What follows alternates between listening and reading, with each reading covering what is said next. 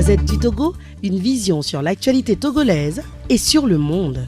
On me signale que nous avons au téléphone Maître Elom Kpadé, le conseil de Ferdinand Aïté de Joël Lega dans l'affaire, qui les oppose donc au ministère public, le parquet, donc le procureur. Maître Elom Kpadé, bonjour. Oui, bonjour Eric.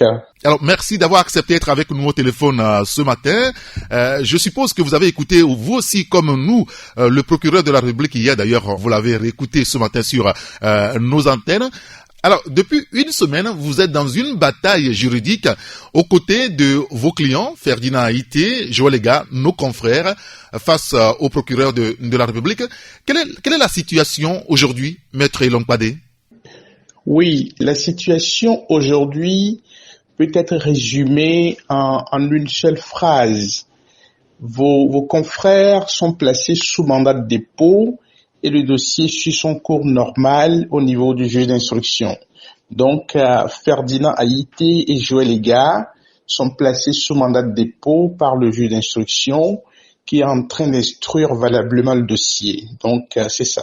Très bien, on a compris. Alors, depuis une semaine maintenant que nos confrères Ferdinand Aïté et Joël Lega sont dans les mailles de la justice, dans une affaire, les opposant donc au procureur de la République, puisque finalement, vous nous le direz que c'est le procureur qui s'est auto-saisi après une dénonciation dans cette affaire. Quand vous écoutez le procureur dont on vient de diffuser la communication hier faite sur la télévision togolaise, est-ce que, Maître Elom Kpadé, les choses se sont passées comme cela?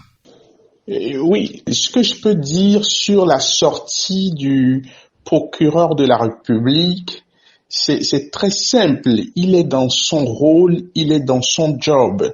Mais en ce qui me concerne en tant qu'avocat des 3 journalistes qui sont inculpés, je peux dire que nous sommes dans l'obligation de faire preuve de pédagogie pour que ceux qui nous écoutent, la population togolaise, soit suffisamment informée et outillée pour apprécier à sa juste valeur ce qui se passe par rapport aux 3 journalistes en question.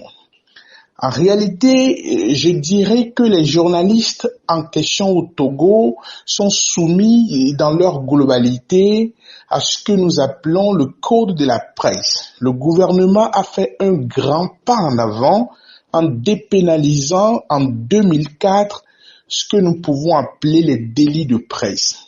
Mais vous allez me poser la question de savoir, mais si les délits de presse sont dépénalisés, pourquoi alors les journalistes en l'espèce sont poursuivis, arrêtés et écroués? Celui qui poursuit, qui est le procureur de la République, estime que les 3 journalistes ont animé une émission sur YouTube et que les dispositions de l'article 3 alinéa 2 du Code de la presse excluent du champ d'application de ce code les réseaux sociaux. Tout le débat que nous sommes en train de mener depuis jeudi à aujourd'hui est là-bas. Est-ce que YouTube fait partie des réseaux sociaux de sorte à rentrer en poursuite contre ces journalistes-là sur la base de l'alinéa 2 de l'article 3? J'avais dit tantôt qu'il est important qu'on fasse preuve de pédagogie. Dans ces conditions, je pars d'abord de ce que nous appelons les fondamentaux du droit pénal. Premièrement, le droit pénal dit que le procureur ne peut pas poursuivre s'il n'y a pas de test qui établisse formellement l'infraction pour laquelle la personne est poursuivie. Le même code pénal, ou bien le même droit pénal, nous dit que les exceptions doivent être interprétées de manière stricte. Je reviens alors à notre code de la presse. L'article 5 de ce code a procédé à ce que nous pouvons appeler la définition des expressions qui sont utilisées dans le code de la presse. En aucun moment, le législateur togolais n'a défini ce que nous pouvons appeler réseaux sociaux. Et donc, il y a ce que chaque juriste qualifie de vide juridique autour de la question. Si le code de la presse n'a pas défini alors ce qu'on peut appeler réseaux sociaux, il est nécessaire qu'on retourne au code pénal. Le code pénal non plus ne l'a pas fait. Donc, ce qui voudra dire que aussi bien le code de la presse que le code pénal n'a défini ce que nous pouvons appeler par réseaux sociaux au Togo.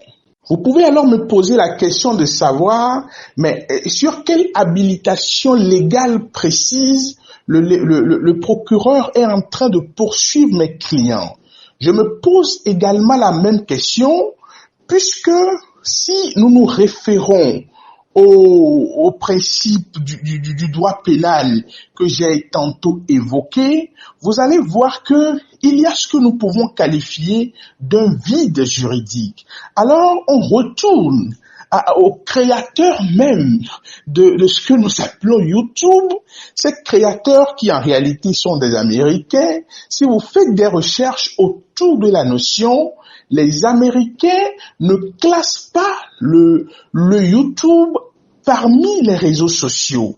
Les Américains ont fait une classification exhaustive de ce que nous appelons les réseaux sociaux. Il y a WhatsApp, il y a Imo, il y a Instagram, un peu tout. Mais YouTube n'en fait pas partie. Pourquoi YouTube n'en fait pas partie? Parce que ce qui caractérise essentiellement les réseaux sociaux, c'est deux choses. Il y a la possibilité d'une discussion horizontale entre les intervenants et l'obligation faite pour ceux qui sont sur ces réseaux d'avoir ce que nous appelons un compte. Ce n'est pas le cas de YouTube parce que un kidam peut naturellement avoir accès à YouTube, voir les vidéos là-dessus. C'est ça la particularité de YouTube. Donc, par rapport à tout cela, je suis alors dans l'obligation de demander sur quel fondement exactement on poursuit mes clients. Le législateur du Code de la presse n'a absolument rien dit sur la question. Et dans ces conditions, on dit souvent en droit le doute profite à l'accusé et pourquoi pas le flou. Le flou autour de la question devrait naturellement s'interpréter au bénéfice de ces trois journalistes qui sont arrêtés. Nous sommes dans les fondamentaux purs du droit pénal. Donc, je ne comprends pas véritablement qu'est-ce qui motive, qu'est-ce qui pousse le procureur à rentrer alors en condamnation, pas en condamnation, mais en poursuite directement contre ces journalistes qui sont arrêtés. Vous comprendrez sur la base de tout ce que je viens de dire qu'il n'y a pas véritablement d'assises légales, d'assises juridiques. On ne peut pas sous-entendre que la seule volonté du procureur fera désormais office de norme. C'est-à-dire que si le procureur estime que bien le législateur n'a pas dit ceci, et donc moi j'en déduis que c'est ce qui sera fait, c'est ce que le législateur a essayé de dire. Le droit pénal fonctionne de manière stricte. En droit pénal, on ne raisonne pas par déduction, on ne raisonne pas par analogie. Soit c'est I ou bien ce n'est pas I. Dans le code de la presse, la notion YouTube n'y est pas. Donc, pourquoi poursuivre alors les journalistes sur cette base? Je serais complètement à terre si aujourd'hui, le procureur de la République, dans sa sortie, me montrait une disposition claire dans le code de la presse pour me dire que à tel endroit, le législateur a martelé que parmi les réseaux sociaux, il y a YouTube qui en fait partie. Donc, les gens peuvent avoir les interprétations qu'ils veulent, mais avant d'élargir cette interprétation, il faut nécessairement avoir à l'esprit que nous sommes dans le cadre strict du droit pénal. Le droit pénal ne s'accommode pas avec les passions, le droit pénal ne s'accommode pas avec les émotions. C'est strict et c'est strict. Alors, maître, si on vous comprend bien, depuis une semaine que nos confrères sont là-bas à la BRI, c'est une procédure irrégulière qui est en train d'être conduite là. C'est bien ça. Procédure irrégulière, procédure alambiquée, j'avais dit tantôt que c'est un braquage juridique qui se fait. Vous pouvez mettre dans le panier tout ce que vous voulez. Donc, cette procédure n'a rien de régulier, n'a rien de légal. Je me demande jusqu'à présent sur quoi on fonde véritablement cette poursuite dirigée à l'encontre des journalistes. Je vais ouvrir une parenthèse qui est quand même capitale par rapport à la sortie du procureur de la République. Puisque si j'ai bien entendu ce qu'il a dit, il a dit qu'il a été saisi par le procureur général sur dénonciation du ministre de la Justice et du ministre du Commerce. Et donc, le 6 décembre, il s'est auto-saisi et a enclenché l'action publique. Mais c'est très bien, je lui dis bravo sur ce point. Je lui dis bravo par rapport à la promptitude avec laquelle il a réagi. C'est très bien. Mais de mémoire d'homme, je me souviens qu'il y a quand même des faits graves dans ce pays qui ont été commis par X ou par Y. Les faits ont été dénoncés par les organisations de défense des droits de l'homme. Le procureur de la République ne s'est pas auto-saisi, ne s'est pas précipité pour s'auto-saisir et diligenter des enquêtes. Donc, je me réjouirai dans le futur que si il y a dénonciation de X ou de Y, la rapidité avec laquelle il a fait preuve dans ce dossier, qu'il fasse preuve de la même rapidité dans les autres dossiers. Comme ça, les raisonnements et les interprétations seront impartiels. Je compte sur le procureur pour faire preuve de cette rapidité. Il est à ce poste, il est à l'aise, je m'en réjouis. Donc, j'aurais souhaité à l'avenir que la promptitude soit de mise dans tous les dossiers dans lesquels il y aura ou bien il y a dénonciation. Très bien. Alors, maître, nous savons que le procureur de la République reçoit directement ses ordres du ministère de la Justice, c'est son patron. Dans cette affaire, c'est le ministre de la Justice qui semble être le plaignant ou l'un des plaignants. Est-ce que ça ne vous embrouille pas finalement, ou est-ce qu'on se retrouve dans ce dossier? Non, nous ne nous embrouillons pas dans cette affaire si vous connaissez déjà le schéma qui se dessine, il n'y aura pas de problème. Parce que, en réalité, c'est le procureur, c'est le ministre de la Justice plutôt, qui a procédé à la dénonciation. Le parquet s'est auto-saisi. Le ministre de la Justice estime avoir été injurié, avoir été insulté par les journalistes aujourd'hui incarcérés. Et donc, le schéma est le suivant. Le procureur de la République aujourd'hui qui poursuit dépend directement du ministre de la Justice. En caricaturant, nous pouvons dire que le procureur est son subordonné. Et donc, c'est-à-dire le patron qui vient au boulot et qui dit à son subordonné que il y a telle personne qui m'a insulté, va lui faire cette commission de ma part. Est-ce que le subordonné aura le choix? C'est le schéma qui se dessine. Vous apprécierez. De toute manière, nous ne nous embrouillons pas. L'essentiel, c'est d'avoir le schéma en tête. Si vous avez ce schéma en tête, je crois valablement que vous pouvez évoluer avec sérénité. D'accord, on a compris. Alors, quelle va être la suite maintenant dans cette affaire? L'opinion a envie de savoir. C'est vrai que nos confrères sont toujours en détention. Ils sont placés sous mandat de dépôt, vous l'avez dit. Ils sont actuellement à la BRI. Quelle va être la suite? Seront-ils libérés dans les heures qui arrivent? Enfin, que va-t-il se passer, pour tout dire? Mais s'il y avait le pouvoir de les libérer, je crois qu'ils seraient dehors depuis vendredi. Malheureusement, je n'ai pas ce pouvoir-là. Et donc, qu'est-ce qu'ils deviennent? Ils sont des prisonniers. Ils sont placés sous mandat de dépôt.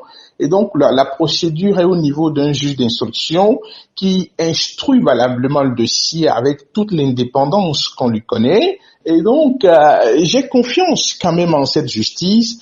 Je sais que le juge d'instruction qui instruit le dossier fera preuve d'indépendance jusqu'au bout. Naturellement, nous allons lui demander d'élargir en attendant, c'est-à-dire de libérer en attendant les journalistes le temps pour la procédure de suivre naturellement son cours. Donc, cette demande va se baser sur des arguments de pur droit.